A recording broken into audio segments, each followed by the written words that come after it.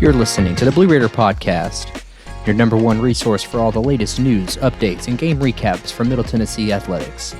Join us every Tuesday for our weekly interviews with players, coaches, and local media personalities alike. Thanks for tuning in, and don't forget to like and subscribe on all our socials. We're on Instagram, X, Twitter, and TikTok at Blue Raider Pod. If you're currently listening on your favorite streaming service, we also offer a visual presentation on YouTube at Blue Raider Podcast. Lastly, I'd love to hear your feedback, so don't forget to subscribe to GoMiddle.com to discuss this week's episodes along with the latest news and updates around Middle Tennessee.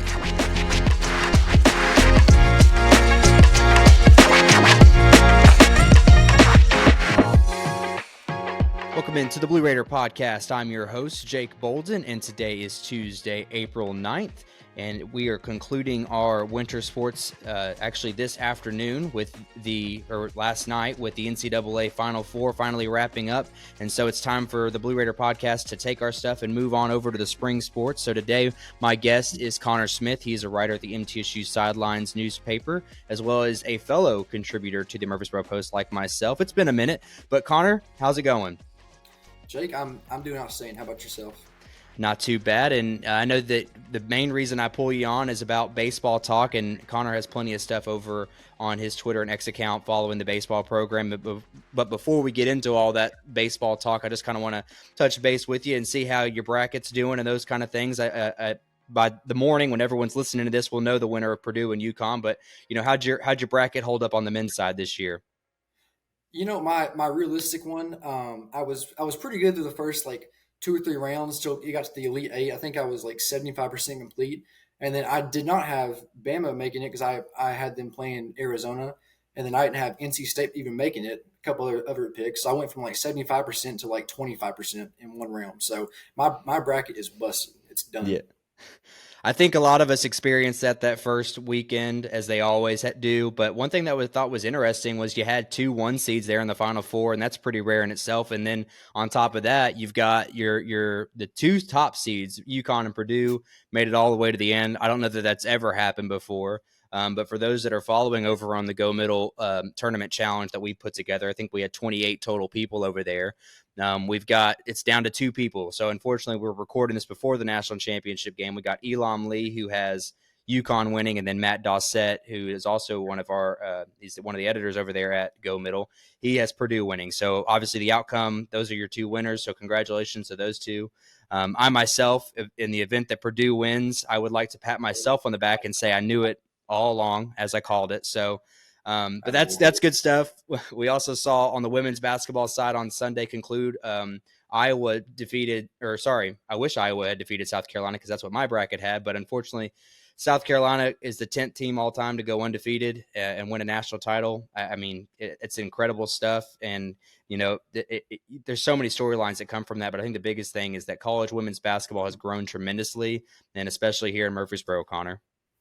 Yeah, and you mentioned that it's grown quite a bit. I think it was great how Dawn Staley, kind of after the game when she could have been celebrating with her own team, of course she was, but she could have been, just not focused on anyone else. But she went on the mic and said, Caitlin Clark, thank you for making our game what it is, and you're going to continue it. The women's game, I think I saw the game yesterday had 18.7 million views. I'm not sure whenever I've seen any women's sport bring that in a few games combined. It's awesome.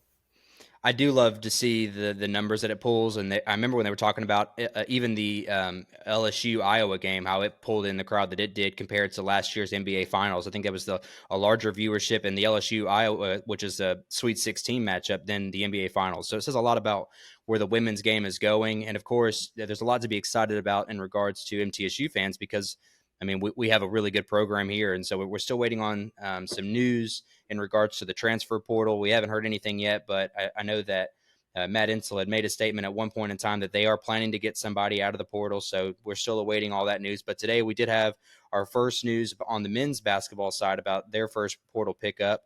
They pick up a young man there out of Lebanon. He was a former player at Tulsa. He was heavily recruited out of the mid-state area. I believe he had offers to Tennessee. I know he had offers to MTSU.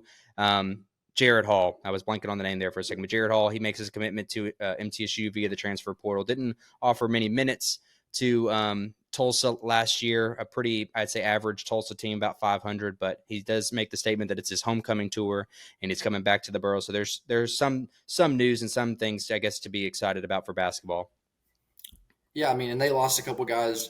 Justin Porter, I think his name is it Agunda Ogundele? Ogundele, Yeah, that's what it is. Yeah, yep. I can never get it right. They lost him and Justin Porter. So I mean, even bringing in a guy that's a role player that brings depth. I mean, you can never have enough depth. So Yeah, I think the one thing about him is if you don't have much tape as in Division One. I mean, he's a hell of a basketball player in high school. Like I said, he had some interest from UT, so there, there's some things to be added there. But you just kind of see what the development that Nick McDevitt's able to do with him. But we'll roll that conversation over now to what topic at hand. We're talking about baseball right now. There's a lot to be said about where baseball's at. I know when we did our preseason preview earlier in the year, back in late January, February, it was. We were both pretty optimistic about the baseball team. We're having your first year coach, or I guess he loses the interim tag, and it's his first year under the helm. We feel good about where the team is at. Unfortunately, they lost quite a bit of talent to the draft. And those guys are doing exceptionally well. So maybe we'll get to that later as well. But right now we're sitting at 11-19 overall. I think the main thing that I'm focused on is where you're at in Conference USA. You've won 3, lost 6. You're right now tied for 6 in Conference USA. So not where you want to be, but you're still in that midway point of the season where things could transform. And I think fortunately, 3 of your last 5 series are against the bottom half of the conference. So you still have an opportunity now where things could transform. And Connor, I know you've had the opportunity to see more Blue Raider baseball than I have. So what are kind of some things that you're seeing from them that not only you want to see change, but they need to change in order for this season to end on a positive note? yeah, I mean, first off, the offense, it's as you know, it's really really good. It's going to continue to get theirs. But we saw it this weekend a little bit with the starters because the pitching in general has just been kind of lackluster this year. You're not really sure what you're going to get. But the starters stepped up big time and showed some flash against Louisiana Tech. I think they gave up 5 runs through 3 games, which is pretty dang good. But I'm really focusing on the bullpen because I mean I looked at some of the stats and numbers. If the bullpen was just average, just don't not asking them to be Superman, just average. We have Mm-hmm. 10 more wins on the schedule, and we're 21-8, looking like real players for the CUSA title. Yeah, I think you hit the nail on the head, and it's not really much of a mystery because at least the quick numbers that I threw together, because there's nowhere you can find on record as far as bullpen ERA, but just looking at your guys that do the bulk of your bullpen, I have the ERA at over 9.5. So, and it's just kind of unacceptable on average. Again, as a bullpen, that's ERA is based on a 9 inning average. For those that don't know the math behind an ERA, so if you're only pitching 4 or 5 innings, that's roughly about a run an inning. So if you're coming in as a bullpen guy, that's 4 runs a game you can chalk up to the bullpen. So that's not obviously that's not ideal. And the thing that's really, I guess, frustrating as a Blue Raider fan, for those that if you're not at the game but you're box score watching, you're seeing the Raiders put up tons of runs, tons of them, and you're losing these matchups, and it's a head scratcher because you've got great bats, and we'll talk about Rudder, and we'll talk about guys like Jennings and Snyder and Vincent, because you've got a pretty good meaty lineup from top to bottom, but it's hard and it's frustrating really to score 8-9 runs and lose these games because your back end bullpen just isn't quite there for you.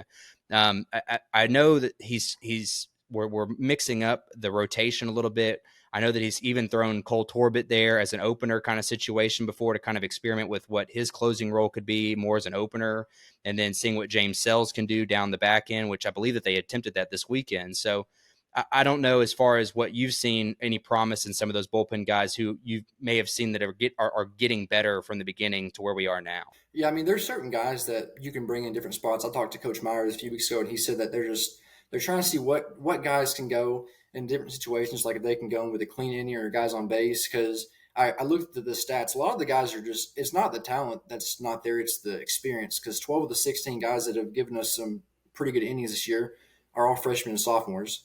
But I think you start to figure that out, especially like this weekend. You had some guys like Ollie Aikens came in, gave us nearly 3 good innings. So I think that's really the big issue is not the talent. It's just where you can put them and let them develop their own. But yeah, you mentioned, Torbett started this weekend and then they threw Sells in there. Sells let the game up, but Torbett pitched an outstanding game.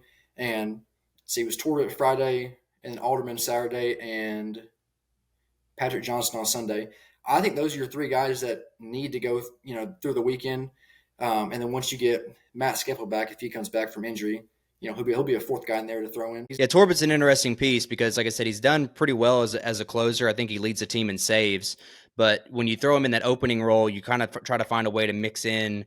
Again, just try something different. And I think that's one thing that I do appreciate Coach Myers is doing, even in the midway point of the season, is he's not set in his ways. As a coach who has a lot of experience, especially as a pitching coach, they could very well get accustomed to a certain way of doing things. And so he's still experimenting with it. I think James Sells is a pretty good pitcher. And as he's shown earlier in the year, in the non-conference schedule, he can prove to be effective. So you're kind of hoping again he can maybe find his way. And who knows, throwing Torbett and making Sells, the bulk pitcher in those opening type situations, maybe that throws his game off. I don't know, but we saw that this weekend where, like as you said, he kind of gave the game away. But back to those starters, Chandler Alderman, he's been a guy that has been exceptional this year, and I know I had notated here that you take out two of his starts against Tennessee Martin and Binghamton last weekend. He gave up 11 earned runs in those two games. So those are obviously ones that you'd like to throw out, and I can sit here and play ifs and buts with you. But the reality is he's pretty darn good. He already threw a no-hitter this year. If you take out those two games, I don't think he's given up more than 3 earned runs in a game all season long. So exceptional performance by Alderman, and he's top 10 in a lot of categories, and to rattle through some of them, ERA, he's 8th in ERA, 4th in batting average against, 10th in strikeouts, 2nd in hits allowed, 10th in walks allowed. So the guy is stellar, and you really hope for his sake, again, you got the run support there, but you just hope for his sake that every weekend he gives you an opportunity. And we'll talk about some of those matchups that are coming up for the team, but he's a guy every weekend that you feel good. But unfortunately for us, when he pitches, you've got to win those games. Yeah, I think, like you just said, Chandler Alderman, if he gets opportunity to win us the game, I think he can. Same with Torbett. I mean, I saw both those guys pitch against Alabama earlier in the year, and Bama's no scrub. They're currently ranked something like 23-7. They're really good. But those two went in there and gave up, I think, only 2 or 3 runs through 7 innings, and then Sells blew the game later in there in the game. But I think both those guys are going to be key for us down the stretch. You also look at, I said those matchups in particular, like you obviously you're able to rotate your home and away schedules coming down the stretch, but your next upcoming series is at home against New Mexico State this weekend. That's a team that you're tied with. They're in the bottom of or actually they're one game behind, but they're tied at 8th. That's a series you've got to win. Then you go on the road to Huntsville, Texas, and you face Sam Houston State, tied for 6th. You're also tied with them. So these next 2 series again could be telltale for you, because if you're able to at least get 1, if not 2, in Huntsville, you get 2 here at home against New Mexico State. Your record is then looking at you're nearly back to even. You're at 7-8. So you have an opportunity to kind of transform where you're sitting, and then you end your year. 2 of your last 3 series are against Western Kentucky and Dallas Baptist, but luckily for us, they're at home, and we tend to play a little bit better at home. It's always better to go lay your head in your own bed and get ready for games here in your home state. But as we move towards those things, I think the other outstanding part is, again, back to the bats, because when you get against these Dallas Baptist Western teams, they are well-rounded. So I'm interested to see what your take on the batting performance is. Again, we know how good they are. What's kind of your take on the success that they could potentially have against tougher bullpens, tougher starting rotations like Western Kentucky and Dallas Baptist? Yeah, I mean, well, both those teams have outstanding pitching, so it'll be a big challenge for us. But I mean, we've shown we can play with the big dogs quite a few times this year. So I mean, and you're not going to score 7-8 runs a game like that just every night. So I'm really excited to see how they're going to compete, because last year they competed very well with both those teams, but they lost several key pieces for the offense. So I think they'll compete, but it's just a matter of, are you winning your counts? Are you making the pitcher work? That sort of stuff. And I think, too, this last weekend was a good test. I think Louisiana Tech, who's a top 3 team perennially in this conference, they provide the potential to, again, test. It's a good measuring stick going into the Western Series later on, and then going into that Dallas Baptist Series. I was pretty impressed given the scores that we saw. They were in just about every game this weekend. I know they lose 2 of the 3, but granted, you don't get blown out like you did with FIU. You don't get blown out with teams that are lesser than you is really the point I'm trying to make. So you see that this team is able to hang, but again, it just comes back to the bullpen. If you're able to hang on to 3 or 4 more runs, keep those in your pocket, you feel really good about that potential. So, and I can sit here and harp on this, but I know that outside of Rudder, who, as I've said all along, is the second best catcher in the conference, and you could honestly maybe even make the argument that he's the best at this point, but he doesn't kind of have the intangibles. But he's great. Who are some other guys that have impressed you in the batter's box this year? Well, besides Briggs, I'd say number one is Gabe Jennings. I mean, the guy last year batted 216. He's already batting in the high 300s, and he's already surpassed or close to his home run RBI total from last year. I think last year he had 6 and 29. This year he's at 5 and 24. So already halfway through the year, and he's already got his stats from a full nearly 60 games last year. He's really really impressed me at the way he's developed. Kind of sucks that he's in his last year. We don't get him for another year, but Eston Snyder is another guy that I'm really excited about because I thought he would take the next step earlier in the year. He was kind of slow to get the bats going, but as of late he's been on fire. He's batting over 300, and then of course Luke Benson. He's that guy. He's going to give you you know probably a 330 average, good base running, good defense. Absolutely. And those guys, I mean, and as you culminate all that together, I mean, you look at where this team is collectively as far as top 3 in Conference USA and batting average. I guess you could say bottom 3 in strikeouts. So they're not striking out a lot, and their stolen bases are top 3 in the conference. So all that to say, you're getting guys on base, you're manufacturing runs, you're getting guys over, avoiding the double play. And like I said, I think a big stat that doesn't necessarily show anything in the runs category is the strikeouts. It's important, especially in today's game, that you avoid the strikeout, make the defense work for their outs. And again, back to the stolen bases, you're able to manufacture, move guys around. And again, just to kind of beat a dead horse at this point with the not so bright spots is the pitching. Your bottom 3 in team ERA, runs allowed, hits allowed, home runs allowed, batting average against, and then the other kind of weird thing is the errors. The fielding percentage is one of the worst in the conference. I didn't necessarily see that as a weak point going into this season. But, as far as that, again, as someone that's laid more eyes on the baseball team than I have, well, what's kind of the cause for some of this error or fielding mishaps that we've had early on in the year? I think the stat is honestly misleading because you look at it and you think, dang, 38 errors, that's pretty bad. But if you look at who's committing them, 14 of those go to Clay Batter like by himself. So, I mean, not to say that you would get perfect fielding from anyone else, but just looking at, even if you had Grant Snyder in there, he'd probably have a couple, but 2 or 3 is a lot better than 14. So you take his 14 out, you're at, 24, and you're, one of the best in the conference. Right. And it all is, it just kind of plays on, like, I know when you look at shortstop numbers, you always think of those numbers are incredibly high, but or left side of the infield for that matter. It's just the hot side of the field. And that's just kind of how the cookie crumbles. But as we wrap up the baseball talk here, we've talked about those upcoming series. I have it, written down in my notes as far as what needs to happen here. You've got, as I've already said, the New Mexico State, Jackson State series. Those are your 2 easier of the matchups. And then you're going to end the year with Sam Houston, Western, and Dallas Baptist mixed in there. I just have it noted that you just got to avoid those sweeps. You got to find a way to at least pick up a win in each of those series. Warren Nolan has the Raiders projected to finish 9th in the conference right now, and only winning 2 more games, and that's against New Mexico State this upcoming weekend. So by Warren Nolan's projections, as far as conference goes, it has you losing out after this next weekend. I hope that's not the case, and they've proven to us thus far that that's not the case. They are able to at least sneak a win there on these tough weekend battles. But and 9th is way off of where we had them. I think when we talked earlier in the year, we had them at least in the top half, so or 5th plus, and we're kind of sitting in a situation where basketball was at back in January. So, what do you see from your eyes? What not only what is it going to take, but where do you hopefully see this team when the conference tournament rolls around? Yeah, I mean, I don't want to be a dead horse, but bullpen is key. Bullpen, bullpen, bullpen. Because as we stated earlier, the offense is going to get theirs. Offense is going to score most of the time 5 to 7 runs a game. So they've been averaging just about. The starting pitching as of late, if you've watched, it's not been bad. Like, it's honestly been pretty solid this weekend. It was really really good against a team who averages about 8 runs a game. So that impressed me. But even, I mean, we had leads in all 3 games, and then Sells and Trace Phillips gave up the leads in game 1 and game 2. So I think bullpen is the key. If you can at least be decent or like slightly above average with the way the offense and the starting pitchers are going, this season could be very very interesting.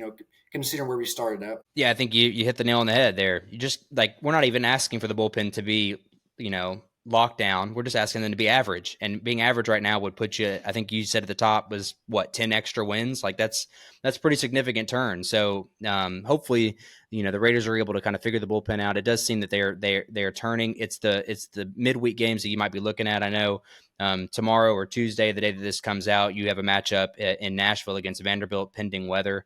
So, unfortunately, that's not always a great sign. If you start watching Blue Raider baseball today, that may not be a great measuring stick to see where they're really at.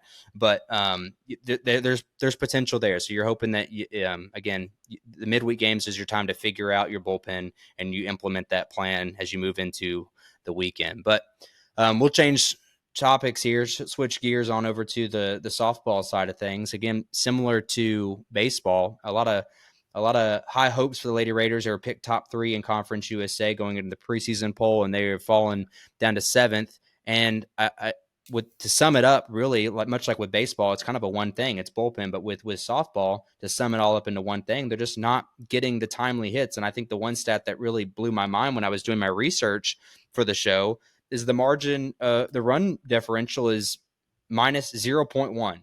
So safe to say that every game is essentially a tie, but you're just missing that one extra run, and that's tough. That's a really tough pill to swallow because this team is so good, and to know that you're literally just one timely hit, one timely RBI away from being from 7th all the way up to potentially 3rd place because it's a tight conference. So I know you spend more energy and effort on the baseball side, but from the softball side, what are kind of some areas that you see that this team is good or where they could be improving in? I think they've shown flashes in just about every area. The bullpen, like baseball, is probably the weak spot. Offense, the strong point of the team. But I mean, like you said, they're not getting timely hits. And that's been kind of the thing all year long. I mean, I'm sure you remember back the first week or so how yes, the bullpen would give up the games in the last few innings and they'd lose like 4-3. But also, if you score 3 runs and give up four, well, if you go and give up 4 runs in college softball, you ought to win a lot of your games. They just weren't hitting the ball at timely spots. So, I mean, it's unfortunate, but this team is very, very talented. I think they're the same way as baseball. How if they can get things clicking and just play consistent softball, they can make a run for the conference championship.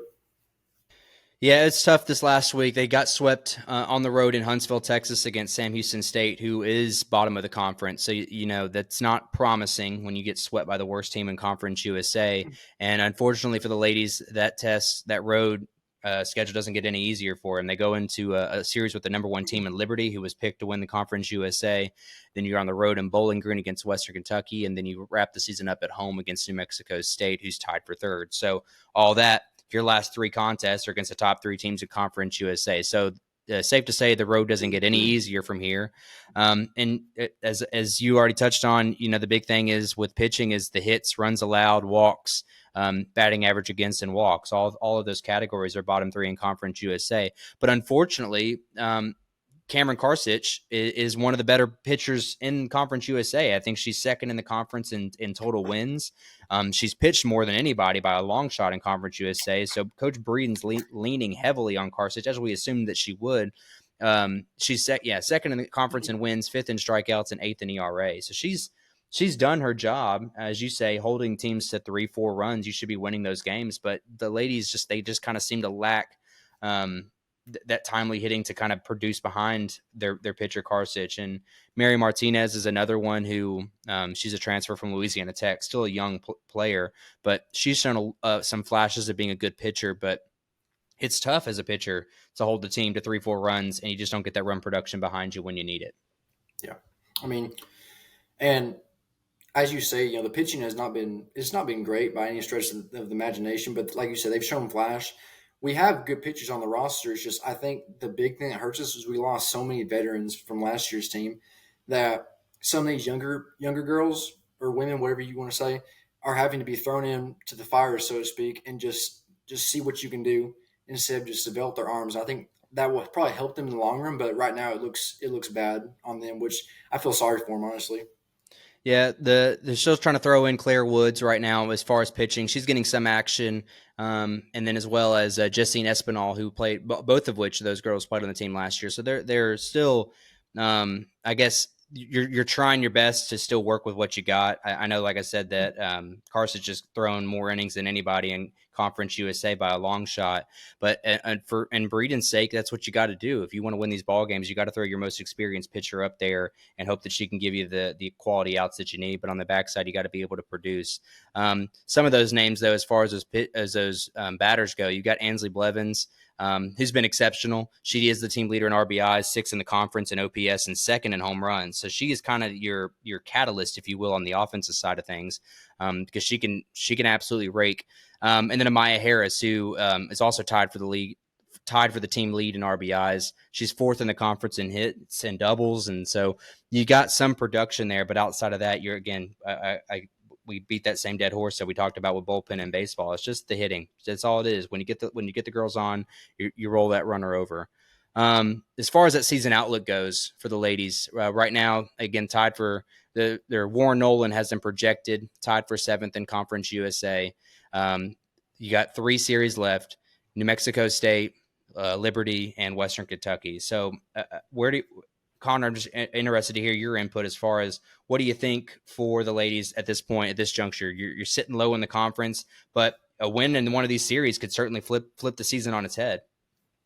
Yeah, well, I mean, as we saw nearly in the men's bracket for Conference USA, MTSU, if they were to beat Western and win that one, they're going to the conference or the NCAA tournament. So, I mean, there's still a lot to look at in this season. And I mean, these girls are good softball players. I mean, a lot of them were here last year when the offense was so good. I know you lost some girls like Gretchen Mead and a couple others, but still a lot of the bulk of last year is here. So, I mean, I think the big thing is just like you said, hitting timely balls and playing good defense and just playing collectively well, and you can make a run. You never know. Yeah, absolutely. And I mean, we saw it last year when they made their run into the NCAA tournament. And I mean, Breeden was admittedly on his season preview about how maybe they weren't necessarily the best team, but they were the best team when it mattered. And that's what baseball and softball are funny sports like that. You don't always have to be the best team, but sometimes you're one swing of the bat away from changing the game, and that's kind of what they experienced in last year's conference tournament as well as when they got to the NCAA. I mean, they were a game away from going into the super regionals. So. And again, I would argue that this team is more talented than that one. So if all that is correct, then you're still plenty of time to switch it around. But unfortunately for the ladies, you only have 3 weekends to get it right, whereas the men, they've still got 5 weekends to go. But still time. Excited to see where they go. And again, the series this weekend is paramount to their success coming up with New Mexico State. You got to find a way to bounce back from Sam Houston State getting swept there. But I would say that there is something to, I guess, a wake up call, if you will, because if you lose that series, getting swept, not just losing the series, but getting swept by Sam Houston State, maybe that's a wake up call. I think if you turn around and you play a really good team your next weekend, maybe you lock in a little bit better. You take your practice swings a little bit more seriously. You take your bullpens a little bit more seriously. Maybe things are able to turn around for the ladies this weekend. Yeah, I mean, it's really funny how the tides can turn like that. I mean, we saw with teams even basketball. Being a Bama fan, which it hurt, but whenever Kentucky lost to LSU on that buzzer beater, they went in there and just were on fire until they got into the SEC tournament. But I mean, maybe they can use that as motivation. Coach Breeden can tell them every day, you got swept in the series, don't let it happen again, and they can go out there and make something out of the season. Absolutely. Yeah, still time to turn the tides. But last topic of discussion here, just a little exciting news as far as what's coming up this weekend is the MTSU football spring game. I know that a lot of people have been waiting, or because Stockstill had gone away with it for years, and I don't know that it's should be a big deal. It is exciting to finally kind of see what the culmination of your spring practices are. But those rosters are out. They are up on goblueraiders.com, and I'll credit Sam Doughton for his write-up as far as the draft that happened this last week. But I'm pretty excited. I do plan to be in attendance this Saturday. And for those that don't know, it is at Floyd Stadium, and the admission is entirely free. Baseball is also playing, I believe, this weekend, same time, so that you have the ability to buy a ticket to baseball. You have free admission over into the spring game. So there's a lot to be excited about. Is there anything you kind of keeping an eye out for, Connor? Yeah, I mean, obviously everyone's looking forward to seeing a new head coach, and and Derek Mason. I guess you could call his slogan the blue collar work ethic. Mm-hmm. I'm really excited to see how the guys have responded to that because from what I've seen on social media and heard around the program, he's been pushing them pretty hard. So I'm excited to see how they're looking. Also excited to see Holden Willis because they moved him to tight end. Kind of weird you moved your best receiver to tight end, but he's got the Mm-hmm. build for it. I mean, and he'll be a mismatch problem. So I want to see the new coach, obviously with his new system, Holden Willis, and look at the offensive line because they lost several pieces from last year off an O line that wasn't great. They brought in a transfer or two, and they have some other guys that can step up. So I'm really excited to see those three things. Yeah, the tight end listing on Willis was something that was interesting because, as you said, he's the best wide receiver. I don't know if Coach Reeder plans to do more spread. I know when we spoke to Derek Mason earlier on in the year with Austin Lewis, that his plan was they're going to try a lot of different things. So I don't know that I read into Willis being a tight end. He may be more of a slot guy that they bring in to block. I don't know what kind of schemes that they plan to use, but it certainly was, in my opinion, a calculated reason to put him as a tight end for whatever reason. I don't know that Tennessee Tech and any of these other teams that we're playing, this Memphis is looking at or Duke is looking at our roster to see where Holden Willis is, but it still is interesting to see. But some things to just kind of note: you got your blue team with Nick Vadiato, who I think this spring has kind of been set clear that he is the number one. I think going into the summer, we thought there might be a 1-2 battle between him and Luther Richardson, but I think that Vadiato has kind of made it has made some separation, or at least put some hush those claims a little bit. But of course, it's always exciting to see because Nick will be on the blue team. Richardson, the junior college transfer from California, will be on the white team, as well as some of those SEC name transfers that came in this last year. Omari Kelly will be on Vadiato's blue team, and then you got Gamarian Carter from Vanderbilt on the white team. And they have equally dispersed all these new offensive linemen that you kind of alluded to throughout both of the teams. So it'll be exciting. I'm really honestly excited because I haven't had the ability to go to any of the open practices thus far, but I'm really excited to see the size on these guys. I think, as you mentioned, the offensive line, like we've kind of moved away from those guys, and now we're getting huge. I don't think we're bigger than Conference USA is for the most part, and I think that's something that I'm excited to see that come to fruition here at the end of spring. Yeah, we're definitely getting bigger from what I've seen. I mean, especially Ellis Adams. I looked at his build. Oh my! I think he's something Mm-hmm. like 6'8", 360. Like that. That's bigger than a lot of the Big Ten and SEC linemen. Like that dude is massive.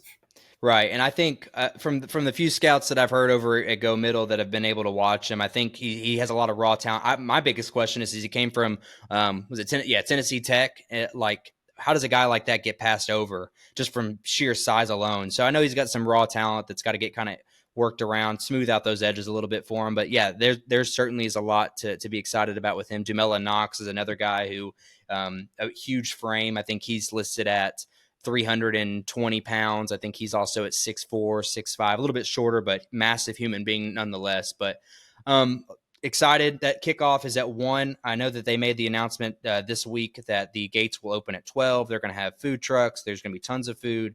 There is going to be a kids zone for those that want to bring their kids. So it'll be an event for the whole family. And don't worry, it's not going to take up all day. I know that they're doing 4 quarters, 15 minutes, just like a typical football game, but it'll be a running clock except for the final 2 minutes. So I think it'll be great if you're into MTSU football to come out and support the team. I know they're also doing giveaways for season ticket buyers and all that great stuff. So I don't want to miss any of those plugs for those that are excited about football. You should be excited about football. We're finally seeing the change that we've all been asking for. And Derek's a great coach to get behind. Not only a great coach, but I should also say he's a great guy. So I think that there's a lot of reasons that you should back up your program, back up MTSU as a university, and of course back up the young men that put on the pads for us every Saturday. So Connor, I appreciate you coming back onto the show to talk more baseball with me. Hopefully things turn around for the baseball program and we can extend our relationship here and talk more about it going into the postseason. But Connor, I know that you're still a student in MTSU. Go ahead and plug us those socials for us so we can find your work. Yeah, my Instagram is the Connor Smith 04, and then my X, Twitter, whatever you want to call it, I'll call it Twitter. It's just Connor Smith 04. Pretty basic, but I mean, it's all right. Easy to find, right? And then you're still working for MTSU Sidelines. That's right. Yes, sir. Yep, and all their work is you can find that online. I believe it's just you can search MTSU Sidelines as well as his work over for the Murfreesboro Post and Main Street Media, covering still high school athletics. I imagine, which is in full swing right now, and spring fling coming up. So Connor's a busy man as well as going to school. I live that life, so I bless him tremendously for his work ethic he's going through right now. But Connor, I appreciate it, man. Jake, thank you, man. And it's time to move into the Blue Raider wrap-up portion of the episode, but I will top off this segment with a new exciting announcement for the Blue Raider podcast, as we have joined a new community called the College Huddle. The College Huddle has quickly become the largest independent college sports community on the internet. As Middle Tennessee's lone representative, we are excited for this opportunity, not only for us, but for you, the listener/fan of the Blue Raider podcast. Here's what you can expect as a part of this community. More opportunities to collaborate with other like-minded independent fan-driven podcasts, giving you the ability to interact with other fan bases and learn about future opponents and what they bring to the table. Our podcast will have an opportunity to have a more national platform, which will connect us with even more Blue Raider fans from around the globe. As a part of the College Huddle, we now have an abundant amount of resources in which to aid in this continual growth and production of our podcast, which in turn will only bring more of the same opportunities to you, the listener of this content. The possibility of better audio, visuals, and graphics are all something that the College Huddle offers through a continual growing library of educational materials for us podcasters and content creators. It's a win-win for you and the fans. Finally, after being part of a community that has a vision of cutting-edge growth in college sports, which seemingly is changing overnight, we'll make sure that no matter what changes might happen in college realignment, the Blue Raider podcast would not be left behind. We will change right along with the sport, and the College Huddle makes those changes easier for us as a show. So I'm extremely excited about this collaboration with the College Huddle, especially moving into football season, as we get, as it already states, with those collaborations with other like-minded podcasts, G5, as well as the bigger schools. So a lot to be excited about this collaborative effort with 68 other schools across the country, and I'm glad that the College Huddle picked the Blue Raider podcast to represent MTSU. Other news that was also announced after my recording with Connor, the Lady Raiders made a signing with Mississippi Gatorade Player of the Year, Macie Phifer. Absolutely astonishing news for the Lady Raiders. We already had a signing last week with Carson Swaney from Heritage, East Tennessee. And then you also add the 5'11 junior wing. She's a class of 2025, just like Swaney is. Averaged 20.1 points per game, 6.1 rebounds this season, and led her high school team to their third state title in the last 4 years. So again, this 2025 signing class is really coming together with the additions of Carson Swaney and now Macie Phifer. I know that Pfeiffer's one that Insulin Company have really fought for quite a while. She has over, I think it's 12 Division I offers, and she chose MTSU over the likes of Louisiana Tech and in-state opponent Lipscomb. So a lot to really, again, be excited about there for Murphy Center and what's coming. As I alluded to in the episode, I don't know that we have anything yet as I'm recording this on Monday night with transfer portal, but I do expect things like that to be coming down the chute pretty soon as we start to see names enter the portal now that the season's officially over, and we even see some names coming off. I think as of now, the portal has had 80 exits thus far, so they're starting to roll in over 1,000 names still left in the portal. But now we move into the true Raider wrap-up portion of the episode as we get into last week's action. Men's tennis had their match on Tuesday canceled with Vanderbilt due to weather, but they will wrap up their regular season this Sunday. I know it was a week early last week, but it will wrap up this Sunday, the 14th, at home, and they will face Tulane at 11 a.m., and then they will finish a doubleheader that afternoon against UNC Asheville at 4. The Lady Raiders tennis did have 2 matches this week against Liberty and UT Southern as a makeup. They lost to the Liberty matchup 0-4, and then as a makeup, as I said, their match with Memphis was canceled, and then UT Southern, formerly known as Martin Methodist, filled in the gap there, and the Lady Raiders swept UT Southern Firehawks by a score of 7-0. And I'll give a shout out to Shaw, the junior, who picked up her first singles win on the season. And then the Lady Raiders tennis program will wrap up their regular season this week also on Wednesday. They are in Bowling Green to face off against the Lady Hilltoppers, and then on Saturday at home, they will wrap up the season with a finale against the Sam Houston State Lady Bearcats, and that match will begin at the Outdoor Tennis Complex at 11 a.m. And it's also part of the Saturday showcase going on in Murfreesboro. Men's golf had a great weekend. that just wrapped up at the Mason Rudolph Championship, where they finished 5th out of 14 teams. Owen Stamper finished tied for 9th at 1 stroke under par. Marcus Vargin tied for 16th at 1 stroke over. Kevin Jeggers tied for 27th at 4 strokes, and Sheldon McKnight tied for 44th at 8 strokes over par. The Raiders golf team will finish their regular season at the Mossy Oak Collegiate down in West Point, Mississippi, hosted by Mississippi State University, and that will tee off this coming Monday, the 15th, and conclude that Tuesday afternoon. Lady Raiders, they are currently in Chattanooga, taking part in the Chattanooga Classic as things sit of recording after the Monday's session, second round. The ladies are in 13th place out of 16, and a big shout out to Lauren Gilchrist, who picked up a hole-in-one ace on hole 355-yard par 3. She shot a 1-under round today, but which moves her up into tied for 50th place at 9 strokes over. And Lainey Campbell, who shot a 1-over round today, putting her tied for 26th at 5 strokes over and through the first 2 rounds. So they will wrap up the Chattanooga Classic tomorrow afternoon. Next, we'll move on to the Raiders outdoor track and field as they return from Knoxville this past weekend. A lot of top finishers, especially on the women's side, and a huge shout out to the women's 4x100 team that ran a season best and first place finish in the 4x100, consisting of Liana Bowe, Lakeisha Smith, Layla Rudolph, and Tamia Waters. It also was enough to finish 53rd fastest in the country this year. That same team, -1, ran the 4x400 relay and placed second with a time of 3 minutes and 44.42 seconds. Again, that was Bowe, Lakeisha Smith, Tamia Waters, and then replace Layla Rudolph with Pamela Milano. Liana Bowe also continued her excellent on the weekend with a 5th place finish in the women's 200 meter with a time of 24.14 seconds. And then in the triple jump, Laura O'Deary placed 3rd with a mark of 11.97 meters. And then on the men's side, you got Carmelo Canizaro, who placed 7th in the men's 1500 meter with a time of 3 minutes 54.15 seconds. And then Brady Daniels finished 5th in the men's 200 meter with a personal best time of 21.54 seconds. And then they will move on, both men's and women's team. Their next competition is at the Brian Clay Invite that is coming up this weekend from the 11th through the 13th. And that is it for the Blue Raider wrap-up portion. I appreciate everyone sticking on through as we are able to talk a lot of baseball, softball with Connor Smith. Always great to have him on. He's a great resource for that. So again, don't forget to follow him on all of his socials. And don't forget to follow the Blue Raider Podcast on all of our socials as well. We're on TikTok, Instagram, Twitter, at Blue Raider Pod. For those that are listening on their favorite streaming services, don't forget that we do have a visual presentation over at YouTube. That YouTube account is at Blue Raider Podcast.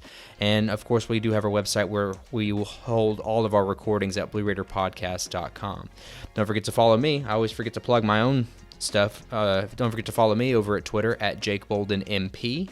And lastly, I would like to plug the GoMiddle.com website where our forums are open to discuss all things happening Blue Raiders, the recent signings, baseball, softball, of course, the blue and white game that's coming up this Saturday. So don't miss out on all of those topics of discussion over there. I appreciate everyone sticking on through, and I look forward to next week's episode as we recap the blue and white series, as well as comments from Derek Mason and his post-spring game presser, and we'll have Austin Lewis back on to talk about X's and O's, and of course, what we were able to lay our eyes on this upcoming Saturday. And for those, don't miss out. Again, that is at 1 p.m. at Floyd Stadium, and it is entirely free to come. So I hope to see you all there, and of course, as always, go Blue.